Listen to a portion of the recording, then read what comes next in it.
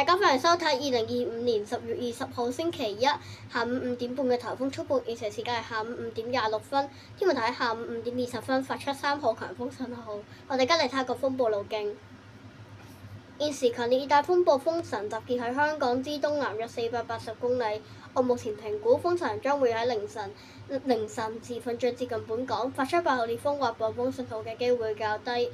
因為咧，假如佢升強為颱風，可能咧先會發8號嘅。好啦，咁我哋而家就嚟睇下個路徑、概率預測預報圖。